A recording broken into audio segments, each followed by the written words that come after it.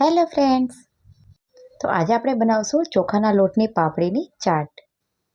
ચોખાના લોટની પાપડી તો રેગ્યુલર બધાના ઘરમાં હોય જ છે અને બધા જમવાની સાથે ખાતા જ હશે. આજે આપણે એ જ ચોખાના લોટથી બહુ જ ટેસ્ટી એવી ચાટ બનાવીશું. દરેક ગુજરાતીઓના ઘરમાં ખાવાની સાથે સાઈડ પર કંઈક તો જોઈતું જ હોય, કાં તો ફરસાણ, કાં તો પછી પાપડ કે પાપડી. મેં પ્રતિભા એન્ડ વેલકમ ટુ પીરુસ કિચન. 3 નંગ જેટલી મેં અહીંયા ચોખાના લોટની પાપડી લીધી છે, જેને ગેસ પર આ રીતે શેકી લીધી છે. ચૂલા પર કાં તો સગડી પર શેકો ને તો બેસ્ટ છે, કેમ કે એનો ટેસ્ટ ખૂબ જ સરસ આવે છે.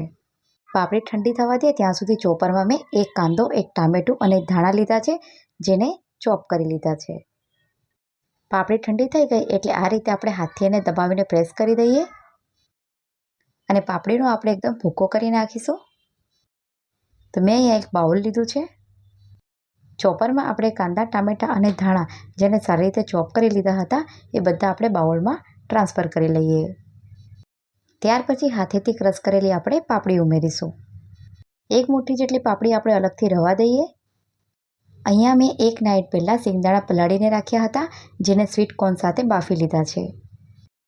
બાફેલા સ્વીટ કોર્ન અને સિંગદાણાને પણ આપણે એડ કરી દઈએ. 1 નાઇટ પહેલાં હું સિંગદાણાને પલાળી દઉં છું અને બીજા દિવસે અમે એને બાફીને કોઈપણ રીતે એનો ઉપયોગ સલાડમાં કરીએ છીએ.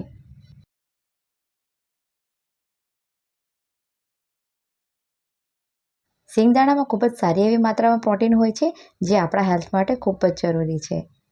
સિંગદાણા અને સ્વીટ કોર્ન એડ કર્યા પછી ઉપરથી મેં ચાટ મસાલો, થોડું લાલ મરચું પાવડર, ઉપરથી આપણે થોડું બ્લેક સોલ્ટ એડ કરીએ અને ત્યાર પછી બધું સારી રીતે મિક્સ કરી લઈએ. બધું સારી રીતે મિક્સ થયા પછી ઉપરથી મેં મારી પાસે ચણાચોર હતા એ એડ કર્યા છે. જે ચાટ બનીને તૈયાર છે એને આપણે એક સર્વિંગ પ્લેટમાં લઈ લઈએ. ઉપરથી આપણે લીંબુનો રસ એડ કરીશું. ત્યાર પછી એકદમ ઝીણી નાયલોન સેવ લીધી છે, જેને આપણે ઉપરથી આ રીતે ઉમેરી દઈએ. હવે લાસ્ટમાં ઉપરથી આપણે જે પાપડી અલગ કરી રાખી હતી ને તે પણ એડ કરી દઈએ. તો છે ને ચોખાના પાપડીની ચાટ એકદમ સહેલી અને ટેસ્ટી.